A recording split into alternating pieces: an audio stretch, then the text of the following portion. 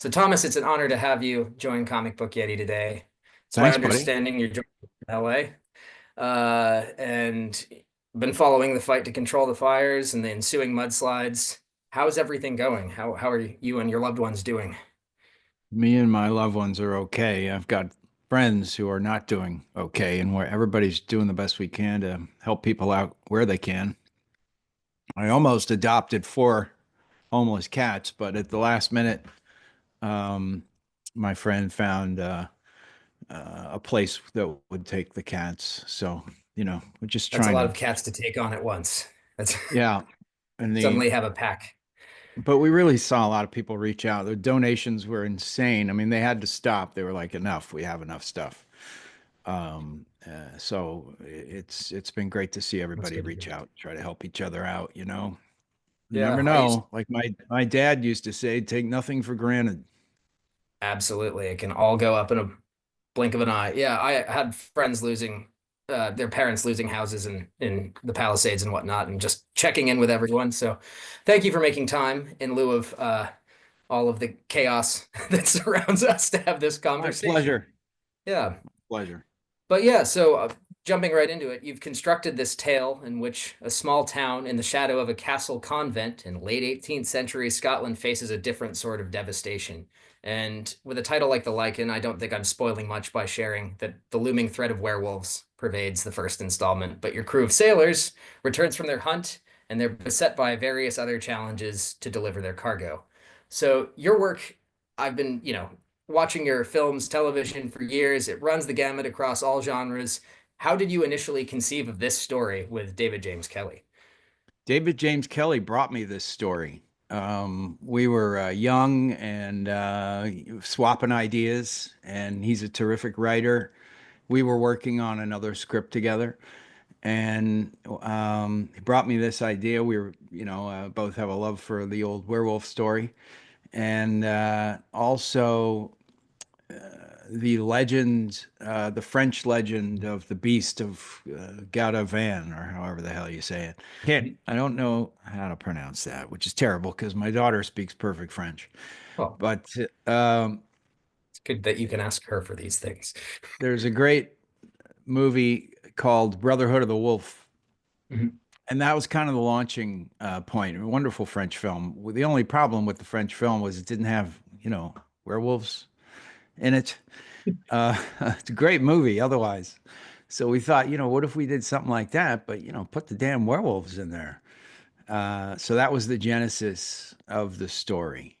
Yeah. And we were able to, I don't know how, but somehow I got Mike Carey to write the script, who's a fantastic, fantastic, one of the best. Yeah, I Um, was just going to ask how you ended up with him on this. Where Well, did I was that working with conversation some start? British guys on the Okay. books that I was doing. At the time, I had Raw Studios, and we'd done three books, and working with some British artists. And I would find myself over there, and we'd usually end up at a pub, and there'd be, eight of us, a bunch of comic book geeks, and somehow through those connections, I got a hold of Mike Carey, and who just so happened to be in between jobs. And Mike um, doesn't do stuff that's based on something else because David James Kelly and I had Mhm. created an outline for the six issues. And, we actually had a pretty good plot outline, with the characters. And somehow Mike said yes because that's not his cup of tea.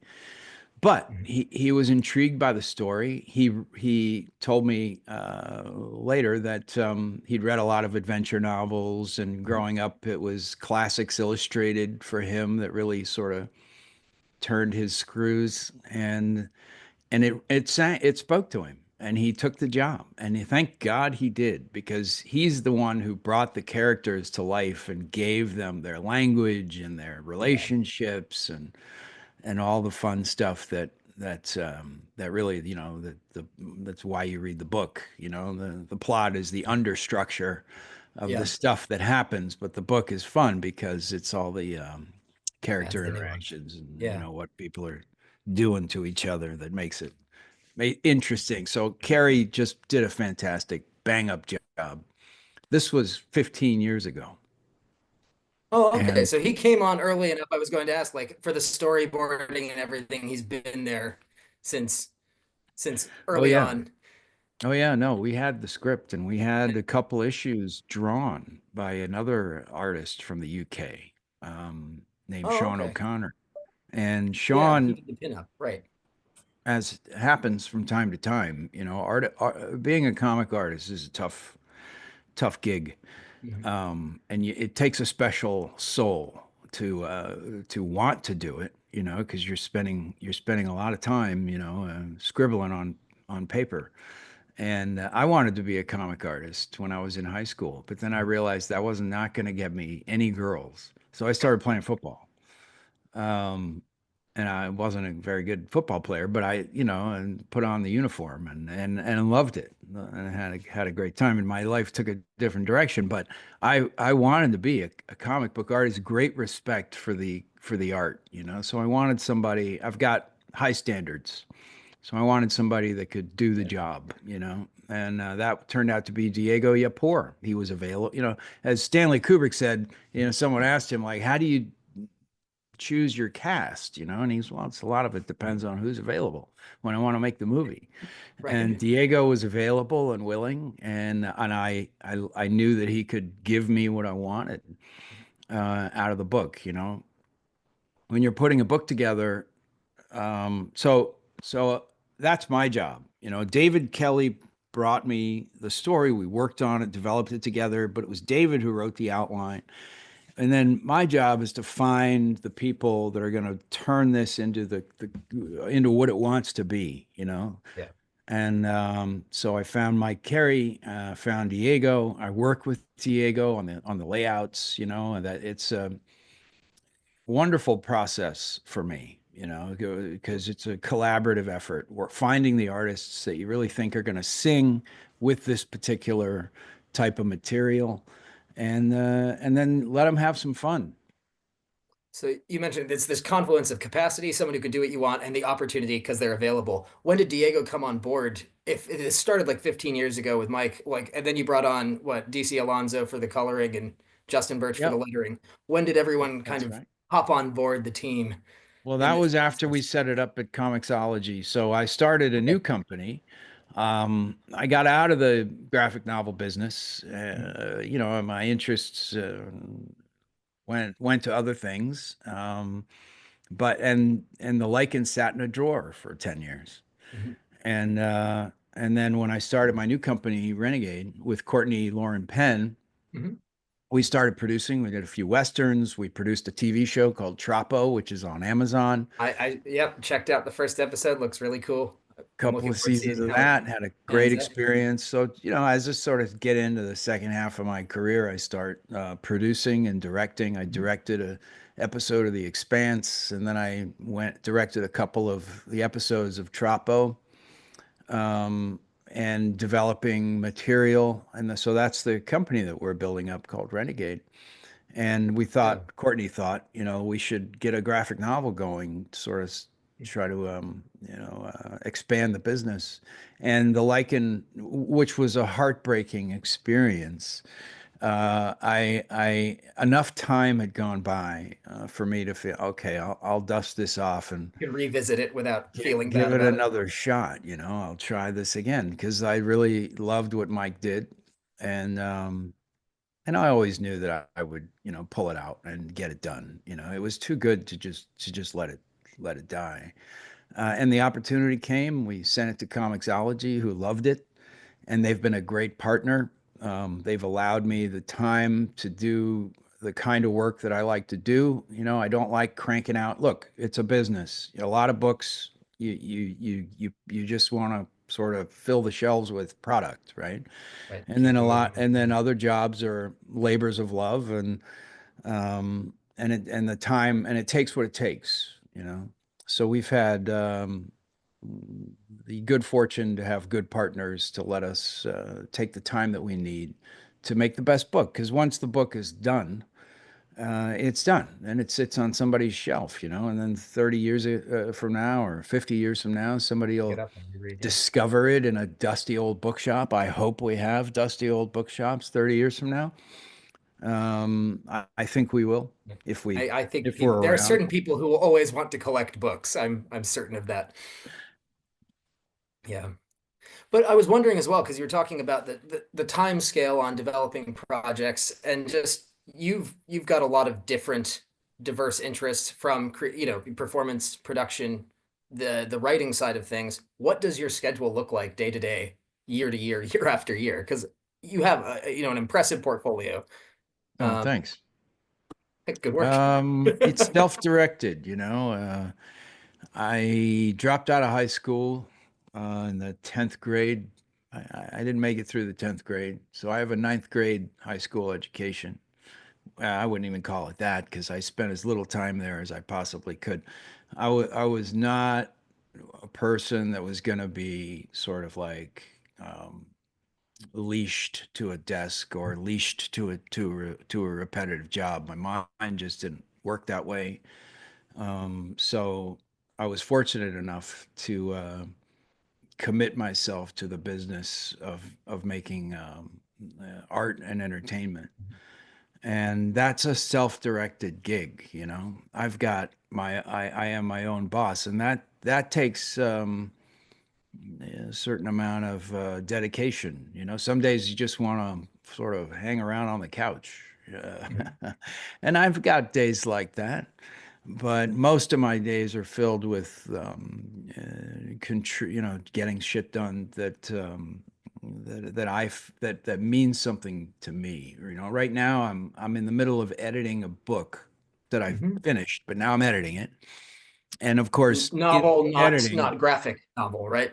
no, Just prose. this is a nonfiction book about visiting aliens, about UFOs, about aliens. It's about the guys who Ooh. drive the UFOs, the guys from other planets or wherever the hell they come from, the future, other Mhm. dimensions, where nobody's really sure. And I get into that in the book, but I'm really interested in advanced societies. You So know, nonfiction in that it's speculative, or what? I want to know more now. Now I'm super curious. nonfiction in that there's a huge body of work that people have done over the years and continue to do about trying to unlock the mystery of UFOs mostly, and right now we've had Mhm. 3 congressional hearings in the last 3 years, and they focus on whether or not these are sort of real objects, but Mhm. and we've made some progress, some great progress since 2017. Because we've gotten the government to admit that there really are unidentified aerial phenomena, is what they call them now. I call them UFOs because that's what they are. Yep. Um, so that's a big move. But the next move is admitting sort of that they're driven by an intelligence. And then the Mhm. move after that is saying, well, what intelligence? Yep. And then you ask, well, where do they, first of all, they must have been around a lot longer than us, we would assume, Yeah. unless they're just, really freaking smart and have figured shit out a lot Real faster than quick, us, this is the which is start of their. totally Mhm. possible. Yeah. We've had 12,000 years. There's no reason why our scientific revolution, had to start 300 years ago, 400 years ago. It could have started a lot earlier, I'm glad this interview has taken this turn. So I'm fascinated by what kind of society, what kind of scientific advances they would have made to be able to travel the literally trillions of miles in some cases, uh, billions of miles to get here. What's that about? So obviously, the first thing it tells you is that our scientific understanding of the universe is incomplete to Yeah. at best, and completely wrong at worst. But it's fascinating to me, that if we stick around as a society, and hopefully we'll be smart enough not to blow ourselves up, I think that we will stick around. I think that we've got some serious Some of us, challenges. sure.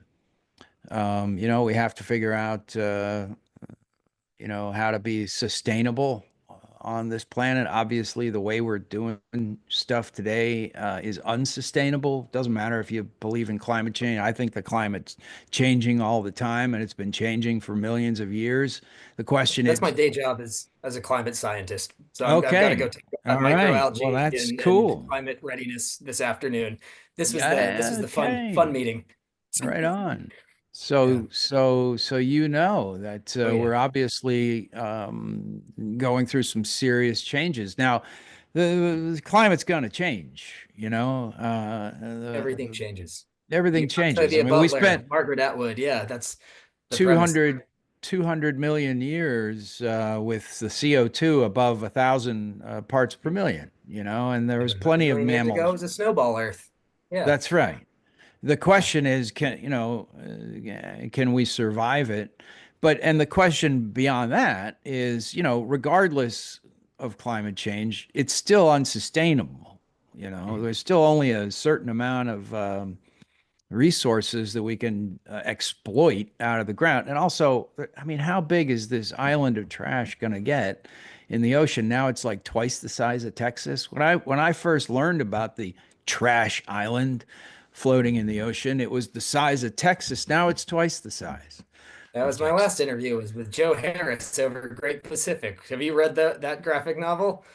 The Mm. image one about I mean, that is a fictionalization. You can't actually walk on it. But yeah, I mean, and that gets to Oh, my next awesome. question. You've spent a lot of time out in the tropics. Like you've been to the Solomon Islands. You were in Terrence Malick's Thin Red Line. I'm working with the Solomon Islanders. I just got back from the Marshall Islands. Cool. What has Yeah. been your experience of working out here in the region with other cultures, seeing other parts of this world? Because you've had that opportunity. I have. It's one of the great benefits or bonuses of doing what I do. I've got to see the world, fly all over the darn world. There's places that I still haven't been and I want to go. But man, I got to tell you, that's one of the great gifts of doing what we do. I have been to the Solomon Islands. I had a fantastic time when I was there shooting Thin Red Line with Terry Malick. We It was very underdeveloped, and it was fantastic. They had a market every day where they'd sell the fruits and meats and vegetables, and it was a like stepping back into a In completely. Honiara, were you Hey, in the capital in Honiara, that strip, like the oh, capital I in can't, Honiara, is that I where you guys can't. were staying most of the time? Yeah, probably. I mean, there's probably one of the only spots with a hotel. Uh, Yeah. that was fantastic. And then Troppo, of course, is about the subtropical region of northern Australia, up there in Cairns, where one of the last places in the world where you can go and really disappear. Yeah. You meet some really interesting people up there from all over the world. When you want, there's very few places you can go if you want to disappear as a human, and that's one of them, Cairns, northern Queensland. But it Mhm. is subtropical. Yeah, it was I funny. mean, I was you're watching going, episode 1 in the Brisbane airport in transit, and I was like, "Oh, this is as close as I'm "Hmm, going to get to where this is set lately on my way back down to Melbourne." But yeah, that's where we shot it's it. We beautiful. shot it outside of Brisbane. Serendipitous. Yeah, Yeah. that's So cool. given our remit comic book yeti as a comic book focused website, I would be remiss if I didn't take the opportunity to discuss your seminal role in the pre-MCU Marvel film The Punisher. So I feel like it's become increasingly relevant within the cultural zeitgeist. You've reprised this role in various forms. Loved the Adi Shankar short. Mm, That was fantastic. yeah. The character's heavily steeped in American traditions of firepower and horsepower, with a logo that's been Mm, claimed by right-wing proponents of violence. And so I know you've mentioned the weaknesses inherent in pushing a cartoonish treatment of Frank Castle's character. So when mm, very real violence results from people latching onto the most toxic elements of this title, what can we mm. do to reclaim the image of the Punisher and disarm those who would abuse the character's legacy to harm others? Look, people are going to abuse anything that you hand them, right?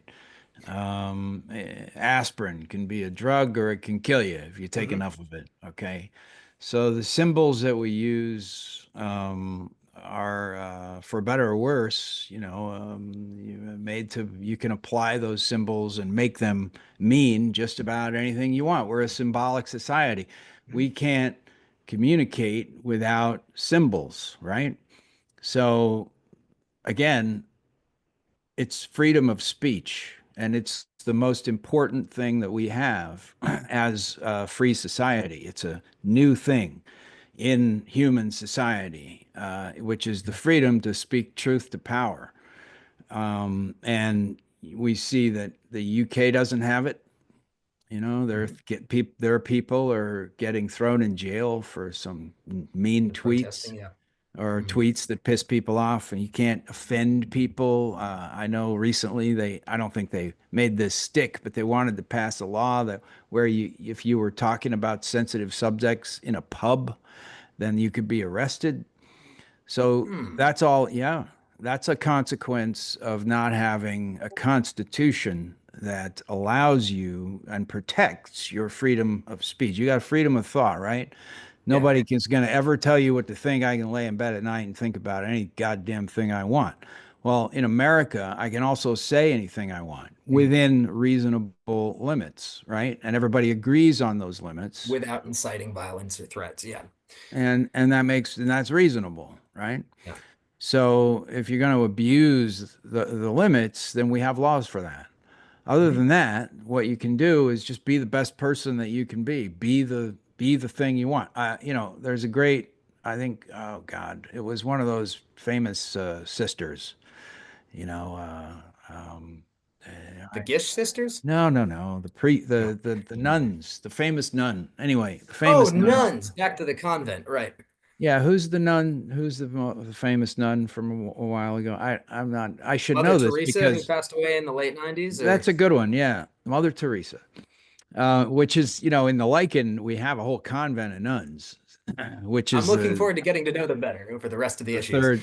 third faction of our story. We've got the redcoats, we've got our band of hunters, Mhm. and then we've got this convent of nuns who the redcoats have taken over the fort where they've been living. Mhm. So, Sister Mother Teresa, she was invited to an anti-war rally. Don't you hate war? Won't you come and support our anti-war rally? And she said, no, no, I won't. But if you throw a peace rally, I'll come to that. So that's the Positive difference spins. between, yeah, don't, you're fighting against something, well, you're fighting. It's like anti-war means you're fighting war, which means you're making war against war, which kind of defeats the purpose. Yeah, But it's why like dystopian sci-fi. I've got enough dystopia in real life. I'm trying to write stuff that looks at what happens if things go right, not if not if things go horribly wrong. That happens every day enough. But yeah, yeah, going back to your story. Sorry. no, yeah, I mean, the problem with utopia and things is there's not very much drama. That's why, Yeah. in our How do you art, make we like conflict without drama. involving? In our Yeah. art, there's always a gun. Even in the Oscar-winning dramatic movies, somebody's gonna pull a gun out at some point. It's drama. Yeah. Yes, conflict without violence in drama. That is something that the American ethos is struggling with, I think. And we need violence. We need violence. And we need an expression of the id. Okay, it's a Yeah. natural. We've done it for thousands of years. You go all the way back to the Greeks. They're always murdering somebody in their plays because you need to do that. It's the only place that you can safely explore the consequences of our actions. So we need to work these things out and find expression. I think that there'd be a lot more violence if you start banning, violence in films and books and comic books. You're asking for a world of hurt, Right. If you in take my away the opinion. opportunity for people to understand the consequences of what it leads to, you need those cautionary tales. Right. Yeah, and you also need to find expression for the murderer in each of us. Mhm. Yeah, how do you Maybe keep not your you. shadow close to the surface and explore it with a, what was that? Yeah, I think safely. I mean, everyone's, yeah. Yeah. And yeah, so you mentioned liking in another interview, I mean, old EC horror comics. So what specific comics, in particular, or other media fed into developing your tastes growing up? Like what are your uh biggest Hmm. aesthetic or narrative influences? I'd say my biggest influences was just independent stuff, you know. I was very enamored with punk rock as a kid I because it know if was you a worked with deal. Steve Niles, he's Yeah, as punk as they Niles, get. yeah. Yeah, that was fortuitous, because I was a fan of all that when and from DC. And DC had a pretty lively and vibrant punk rock Yeah, my wife movement grew up there going on. mostly. Good Okay. scene.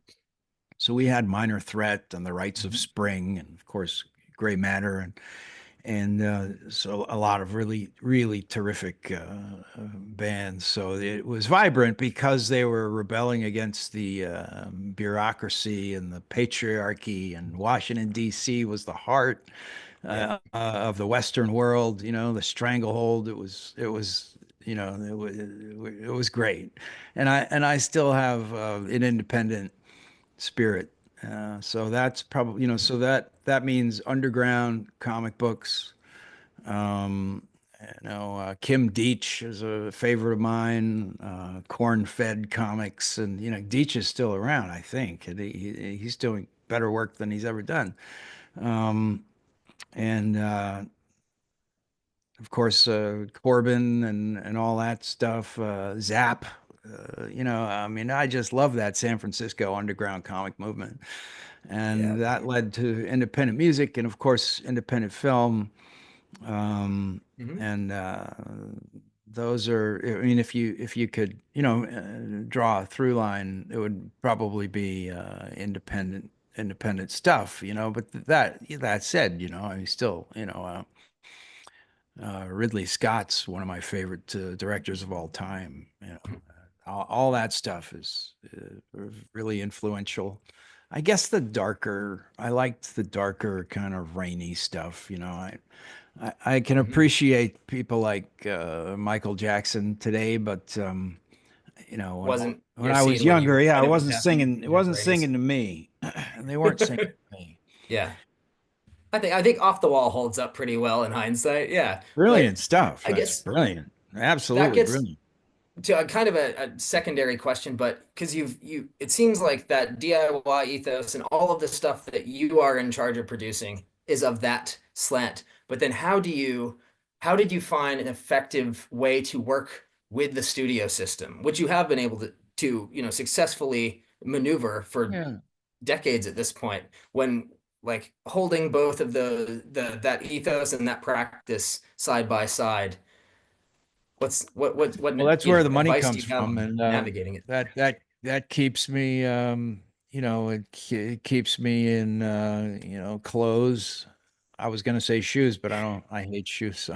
Don't like shoes. But yeah, it keeps me going, and you look. There's something about constraints that's also powerful, especially in art. In the 40s and 50s, they had a code, Oh right? yes. Some of the best films came out of that period because they had to find creative ways to say what they wanted to say without breaking the Right. decency codes of the time. Noir like evolved as a response. How do you get darkness conveyed without breaking the code? All those film Yeah, noirs that that's popped out of exactly that. right. Huge noir fan. And that's so I'm a the neo noir movement. I think it's been, Mhm. kind of absorbed into the rest of culture now. But every now and then you'll see somebody come out with something that's good homage to noir. The TV, the German show Dark is probably my Yes. favorite thing to come out. If anybody hasn't seen Dark, I think it's on Netflix. Just watch it. It's three I was just going to ask seasons. you for your other recommendations anyway. So It you has a beginning, haven't. middle, and end, right? So it was conceived to be three seasons. So it's a whole story, and it's, I think, the best thing that's come out on television in the last 10 years. Okay. That is a resounding endorsement.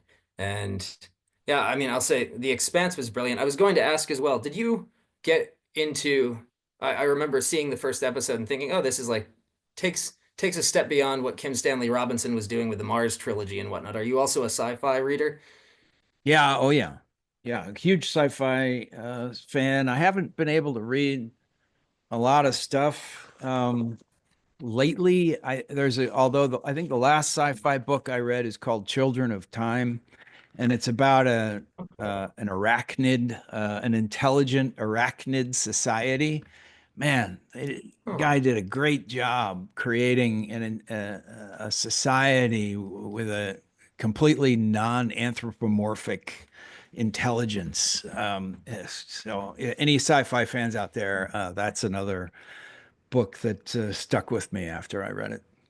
okay. Do you know who wrote that one? I'll check it anyway and I can link it, but I don't even know if it's called Children of Time. I'm pretty sure it is, but it wouldn't be hard to find because not a lot of people have written the whole books about an arachnid society on another planet.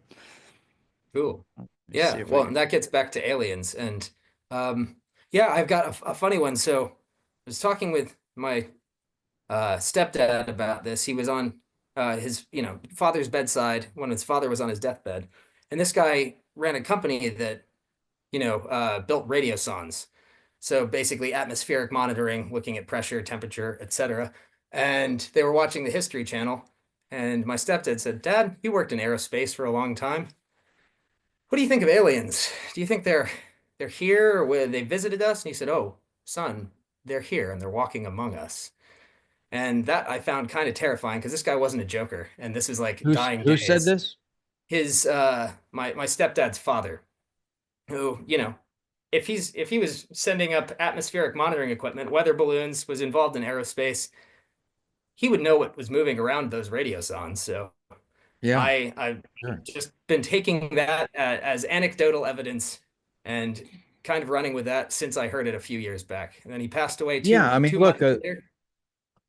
a Yeah, story is just a story, but when you get 1,000 stories, 10,000 stories, 100,000 stories, 1,000,000 stories, yeah. then that becomes data.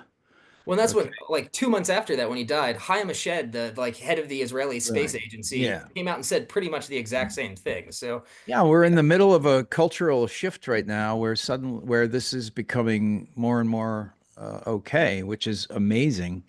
Um, Look, there's going to be a dividing line in the evolution of human civilization, and that's sort of pre a cosmological society and then a post cosmological society because the world, the universe that we exist in, is heavily populated with civilizations who are a lot older than us. And there's Fermi probably paradox. Why civilizations aren't that we are a seeing lot it? younger than us as well. So we exist in this plenum of civilizations and intelligence. And once we become aware of that, we will then begin the process of incorporating our civilization into a cosmological civilization. So it's important that we develop um, without those influences first, so that we become a cogent, adult civilization, right? This is kids shouldn't be drinking alcohol before they're 18. This is so that you have time to develop the Development. maturity Yeah, and the responsibility to be able to handle it. neural pathways. Something similar is going on with our civilization. We need to develop and mature to the point where we can handle it, and we're not going to be destroyed by the realization. Zombie. And there's a lot of different realizations. One of them being, look at all the great scientific discoveries that we've made. Hmm. Well, one of the realizations is they've already been discovered. And not only have they already been discovered, they've gone far beyond where we're currently at, and that's just a fact. Well, if Um, you're keeping up with, engineering news, physics news, like they've figured out how to particles are waves. They've been able to get to the Schrodinger's cat, being able to determine where, like taking pictures of actual electrons Sup- moving in around superposition. the nucleus of atoms now. We are able to verify all of these things. We know that we're in an ever fluxing quantum state, and reality is something that we agree upon based off of the feedback we get from all of, triangulating and locating ourselves positionally Mm, mm. around our consciousness. It's Most people don't look up. This is, I just mentioned I got back from the Marshall Islands. I was out there with the traditional navigators, and like, who are measuring their bearing based off of just astronomy. The And stars. most people don't have that capacity at this point. Yeah, it's just not something that's trained Yeah. into the Right. overwhelming majority of the population. So looking up and Yeah. reckoning with our scale in the universe is something that we could all do Right. more of. Yeah. Yeah, and it's something that we'll be forced to do more of as we become more and more aware that that we're not alone.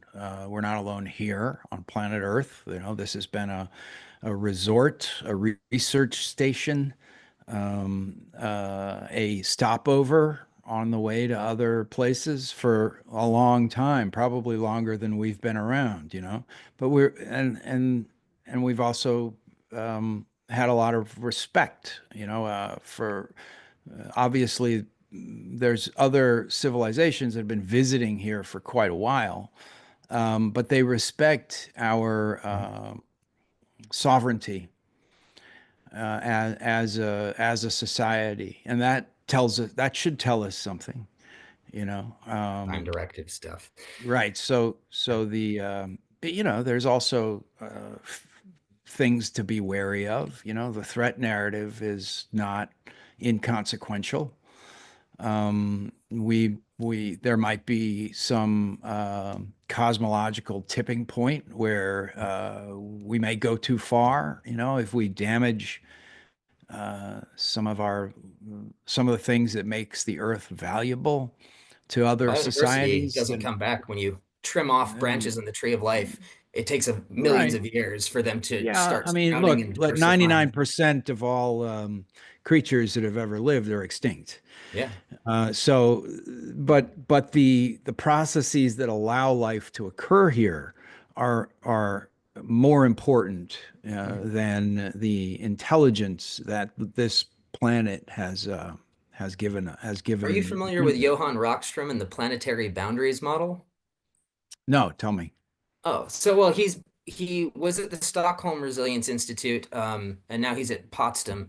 I can send you some detail. I'll send them to Pamela, and she can pass this stuff along. But it's basically looking at all of the different dimensions across which we are extending, overshooting. You've heard of Earth Overshoot Day, like how every Oh day, yeah, yeah, yeah. Planetary yes. boundaries. Yeah, Mhm. yeah, So it's yeah. all of We've the we've different we've. criteria by which we overshoot, Right, right. There's quite a passing few. them. Yeah, Yeah. and yeah, so this is stuff I didn't think we'd get to it in this interview. I thought we were going to be talking about werewolves, but this is what I'm going to be having more meetings about this afternoon. Oh, And great, man. Right. it's a delight to meet with you, Thomas. I really thank you very much for stopping by the Yeti Cave, and I look forward to chatting with Mike tomorrow. I don't know if he's going to want to talk about aliens anywhere near as much as we've been able to. Mike is great, Yeah, and he's a really literary guy. So you'll have a blast, and please pass on my high regards to fantastic. Mike. All right.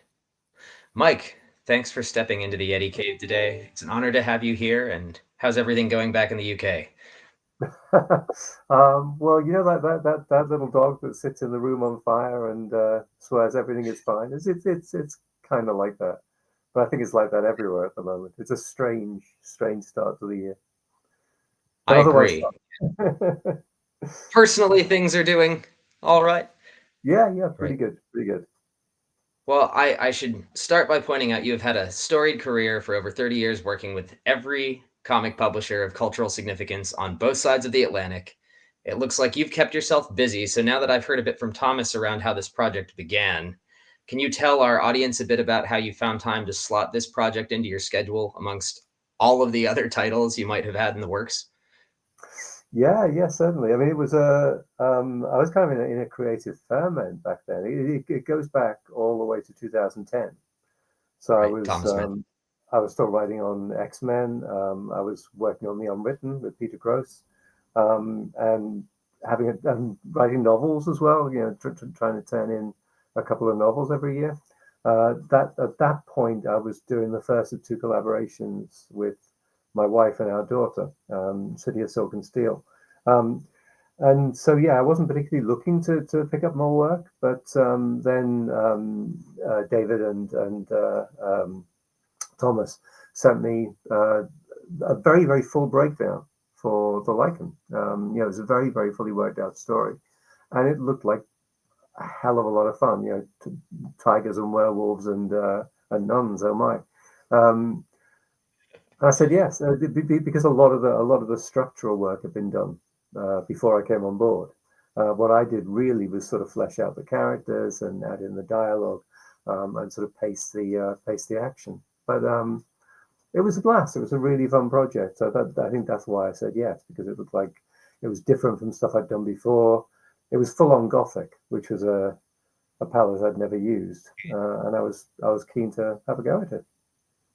You hadn't touched upon that yet. Well, I guess I realized after talking with Thomas, this has been in the works for many years at this point. Yeah. I thought it was a recent development, but the lead time in history is, speaking of history, the Lycan introduces us to 18th century Scotland, a sailing vessel with big game hunters bantering about in the storm, throwing a variety of aphorisms around, many of which I've never heard before. I've got some family from the UK, but I haven't heard any of the specifics that you dropped.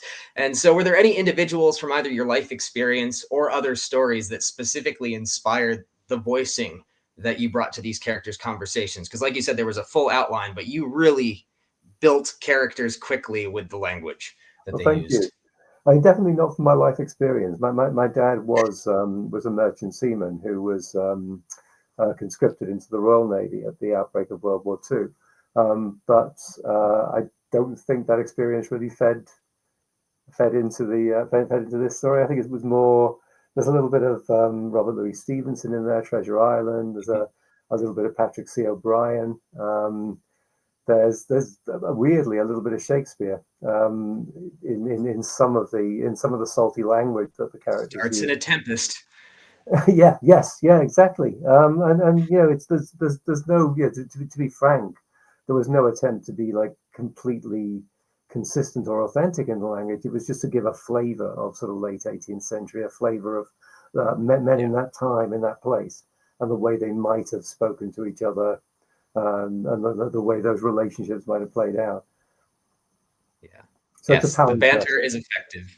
Thank you. And I had a chance to ask Thomas about what inspirations he and David drew upon for the Lycan, but given you were working from the story he put together, what sort of impressions did it leave upon you when they initially shared it? There's this deep pool of like late Georgian and Regency era literature from the UK to draw upon for reference. So, what other tales did it evoke for you when you first saw their outline, and how did you draw upon those earlier influences to add that depth and nuance to the material? Yes, it's strange, isn't it, that to think that it was Regency, because we associate that with Jane Austen, we associate it with a very different kind of literature.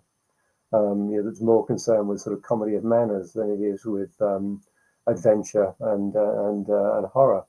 Um, so I think probably my influences were mostly sort of ahistorical. It was other sort of classic horror stuff I'd read, and one of my sort of great go-tos for that is Mary Shelley's Frankenstein. Of course, You know, yeah. the glorious way. I mean, and that like this is a very character-centered story. You know, it's about the relationship between a man and a monster. And in although this has a much larger cast, it's going to come down to a relationship between actually a man and a kind of monster. Yeah, that's kind of in background, I think, and Yeah, I'm Poe and Lovecraft and stuff like that, but to a lesser extent, more in style than in substance. I've only read the review copy for issue 1, so I'm very, very excited to see how the remainder unfolds. I asked Thomas how the team came together because he mentioned how he was pulling folks in, and I'd love to hear how you had like laid the groundwork in your script for Diego Yapor, the illustrator, to build out the visual components of this story. So how much direction was passed along from Thomas and David, and then how tightly did you tend to script your panels and direction to the artist that you work with, working as an intermediary between the creator's vision, because Thomas and David would have been giving you some level of direction, and Yeah. then the artist's realization of how you're stepping through and finding that intent. What approach did you take towards facilitating that process? So the treatment that I received from David and Thomas was very sort of specific and circumstantial in terms of the breakdown of the plot, in terms of the where the issue breaks would come, how the action would be structured in each of the 6 chapters. Progression. Yeah. It's worth saying that I wasn't writing for Diego, because Diego came on board much later. The original artist was a guy named Sean Connor, who was working in a style that was, I think, very reminiscent of Bernie Wrightson, like very, very, like almost sort of like a woodcut approach with lots and lots of very, very, very fine lines turning into textures on the page. Gorgeous stuff, actually. I mean, His pinup is included is fantastic. Yeah, it is amazing, and like sort of it reeks atmosphere. So I was writing for Sean, but I didn't know Sean at all. I met him several times after we started work on the project at British conventions. But when I started writing, I'd never met him. And I have this thing where, if it's an artist I don't know, I'm always like way more precise in the art direction. If it's someone like Peter Gross or Mike Perkins, someone who I've worked with You on have a multiple creative projects. shorthand. Yeah, exactly. So I haven't been back to the scripts recently, but if I remember rightly, they were very full on. They were quite specific and circumstantial in terms of the art direction. But as always with these things, what you get back from the artist is miles better than what you had in your head, because surprise, artists have better visual imaginations than writers do. And I think Diego's created a 3-dimensional world that just sucks you in. It's really convincing, really full of texture and nuance. Yeah, I would be happy to talk with him as well, but I think this will make for a nice full feature presentation, you guys discussing this. The art is incredibly well rendered. It's like the depth and both color and shading, you don't see it in most books. And from my understanding, there's 6 issues planned, and That's right. I assume at this point the print run's entirely completed. Is there a neatly concluded narrative, or are there still elements to tie off for the story to yet complete? I've read issue 1. Does it continue on? Is there room for a second 6-issue run, or is this one nested narrative? I think it's. I mean, you could do a sequel, but it would be a very, very different kind of story. This wraps up very tightly. It finishes the arcs of all of the main characters. Yes, so it was done and dusted in terms of the writing. 2011, early 2011. So it's that long ago, and I'd given up hoping that it was going to come out into the world, and then suddenly Thomas sent me the finished art for the first issue, which was just a revelation. It made me very happy. Yeah, seeing things emerge after incubation period has got to be a nice surprise. But we don't have to belabor this point, but I figured I should ask, and it wasn't a pleasant surprise, but in light of the recent revelations around Neil Gaiman, I thought I'd just provide an opportunity for any comment. Given your extensive contributions building the Sandman Presents titles such as Lucifer and Petrifax, I know these are indirectly connected to Gaiman's work, but given the abandonment of printing and promotion efforts announced around his titles, I know there's a non-trivial subsequent impact on residuals for creative collaborators who are caught in the blast radius. So I just thought I'd ask, if you want to talk about it, what perspective you might be able to provide on the legacy of work and separation of art from artists and the opportunity for reflection and improvements across the comics industry in dealing with these issues. Right. Yes. Wow.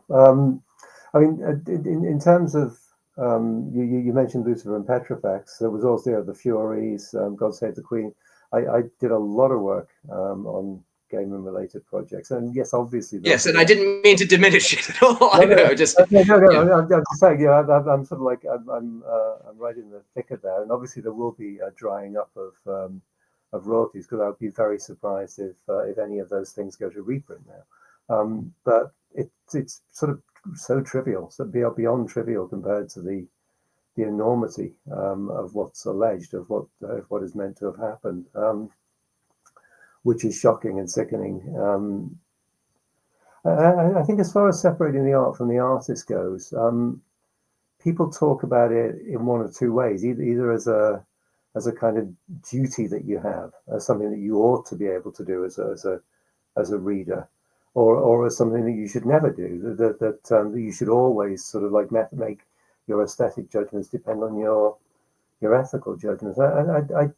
I kind of don't think it's either of those things. I think it's a conscious choice that you make, and I think it's a different choice for a writer who's living than it is for someone who belonged to another era, someone whose actions, actions and beliefs, whatever they may have been, are part of history. Discovering that Chesterton was a racist, discovering that Wagner was part of Hitler's fascist coterie. Yeah. It's enough of a remove that it doesn't affect your judgments on the work, or it doesn't feel like it urgently changes your judgment on the work. Where it's somebody alive now, and somebody whose estate you're contributing to when you consume their work, I think that's different. I do think it's different. And it's certainly changed the way I perceive both Gaiman and his oeuvre, and my contributions to that. In light of seeing the news come out, I was thinking about it and the ways in which I, read his work growing up. I got the entire Sandman collection as a 16-year-old. Yeah, I think my dad got it for my birthday, but I was thinking about, there are all sorts of elements in there around intergenerational trauma that comes out in the work. There were all these stories, parts of that story about his upbringing, the Scientology stuff I had no idea about, and all of the things that would contribute towards different, issues that clearly weren't resolved in healthy manners. And I think it's hard. I think it's impossible to fully extract the positional perspective that an individual has when they create a piece of work from the work itself. And I think it enriches the work to understand those extenuating circumstances and the factors that build a writer's vision. But I was never obviously as close to this, just as solely as someone observing the work, digesting the work, not able to play in that same world. And I really appreciate your perspective on the issue. And hopefully our viewers at home get something from this conversation as well, because there's a whole lot of the nuance gets rubbed away in internet discourse. And I think that trying to a lot of the discussion online, especially on Twitter and Facebook, you sense that there are bad faith arguments on both sides. That there are people who are using the whole Gaiman case as a stick to beat trans rights activists with, and there are people who are defending him from a sort of a men's rights position, MRM position, and it's. I think that this what actually happened to those women kind of gets lost in the shuffle sometimes. Yeah, the human rights, there doesn't need to be an othering involved in that process. It's just the humanity of it and the tragedy that has been incurred and perpetuated. But to move on to another topic that, if you'd like, I mentioned the breadth of your comics work, and I didn't do full justice to your prolific nature in the written world. You mentioned working on novels as well. 24 novels, short stories, poetry publications, on top of a career in comics, it's daunting and impressive to look at your amassed bibliography as, you know, someone starting out in their fiction career. And so can you provide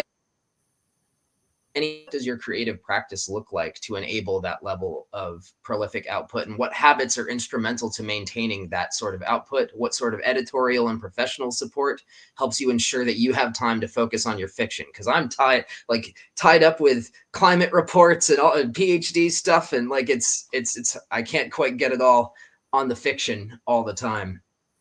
I think my creative practices are just chaos, but barely coordinated. Very For a encouraging.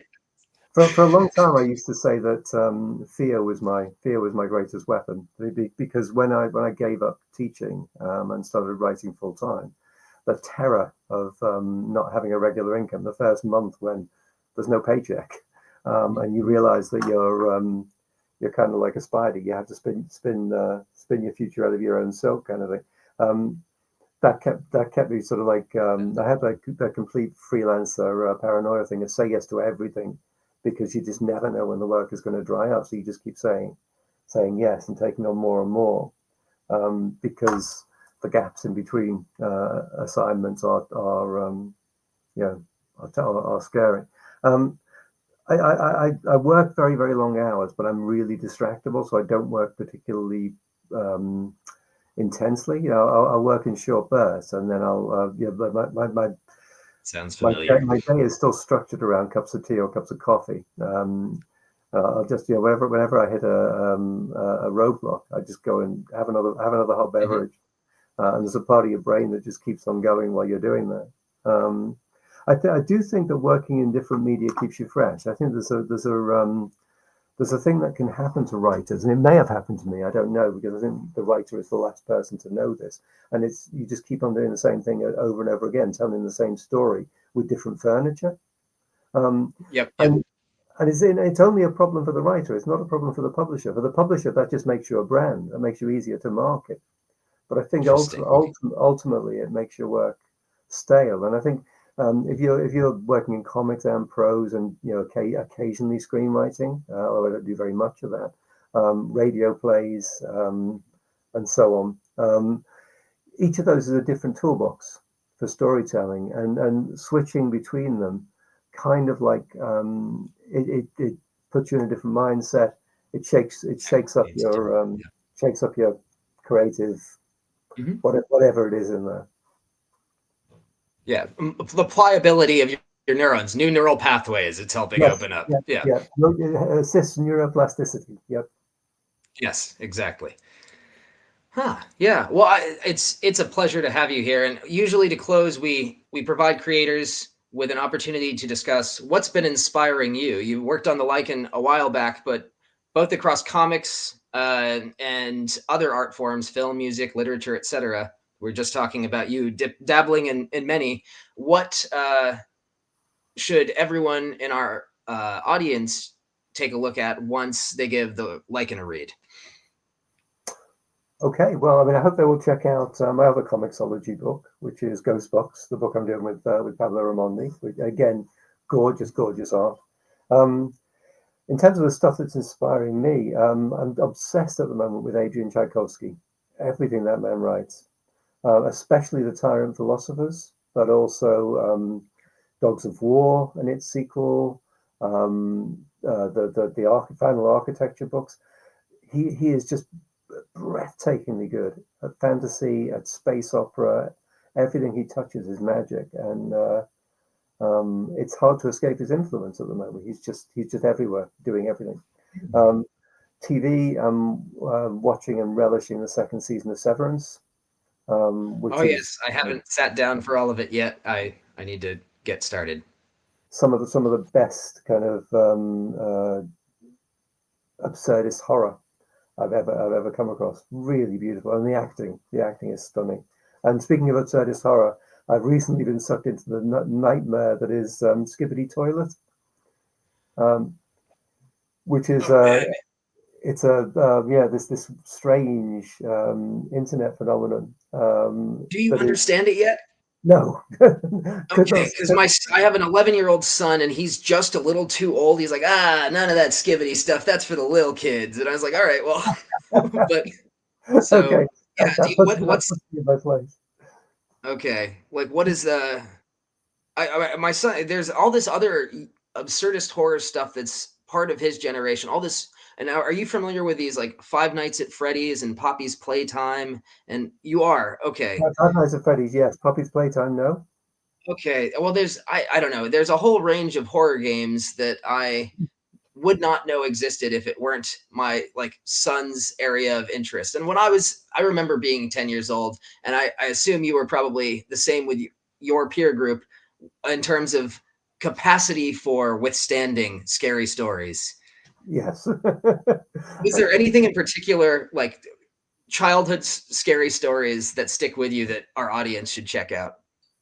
Oh, well, I mean, I grew up with the DC anthology titles, House of Secrets, House of Mystery, Witching Hour, and I can vividly remember one particular story where a woman um, learns how to practice magic after her boyfriend dies, after her lover dies, because she specifically wants to bring him back from the dead.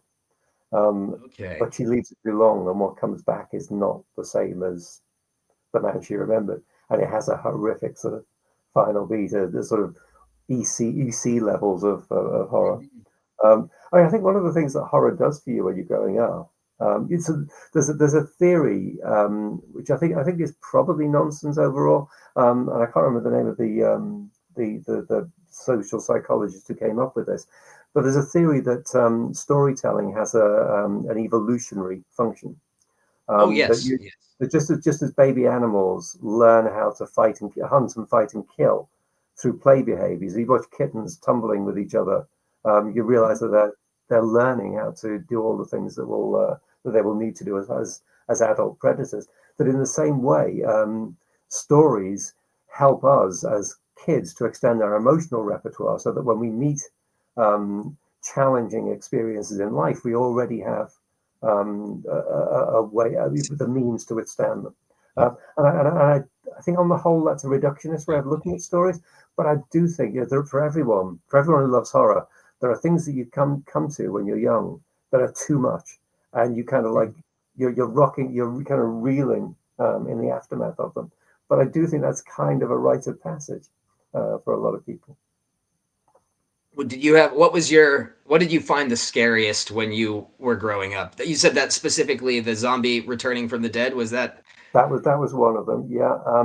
There was a magazine called Man, Myth, and Magic, which was a sort of part work encyclopedia of anthropology, and there was a whole issue about mummification practices. And I remember looking at the pictures of mummies and then reading how the different organs were scooped out and preserved, and that kind of took me to the edge, took me to a mental precipice. Um, in terms of stories, Ambrose Bierce's incident at Owl Creek Bridge, Owl Creek the Bridge, yes, that was yeah, that late 1800s. which is actually a fairly staid horror story, but I thought it was really really atmospheric. And there's a story called The River of Nights Dreaming, and I can't remember the name of the author, which is it starts with a young woman who's in a prison transport and the bus going back from a work farm, and it goes off the edge off the edge of the road and falls into a bay, and she swims to shore, but she finds herself in a slightly different world with different rules. Oh, Really, comes really out creepy. different. And what's that one called? It's called The River of Nights Dreaming. River of Night Streaming. All right. Well, I'm glad we have this on record so I can go back and hopefully our audience can check it out. And I'm actually incredibly surprised, given the repertoire that you've just shared with us, that you hadn't done any gothic horror prior to the Lycan. Yeah, It seems like it's something you are apt to do. it's something I love, but you don't tend to see Gothic done straight anymore. I mean, having said that, I just watched and loved Nosferatu, which Oh does it yes. brilliantly, absolutely brilliantly. I, But I normally it's done as camp now, yeah, as in like in What We Do in the Shadows and things like that. I've It's got kind of something I'll share with you after this recording if you're interested in gothic horror done straight. But yeah, Mike, it's been absolutely wonderful having you into the Yeti cave today. So, Okay. if there are any you mentioned your other Comixology title, which we'll make sure we link up there. Any other publication or social media links that our audience should check out to stay up to date with the variety of other work you've got? Social media, not so much. I'm still on That's Twitter, but I'll probably jump to Blue Sky at some point. That's Blue pretty Sky's much been it. good.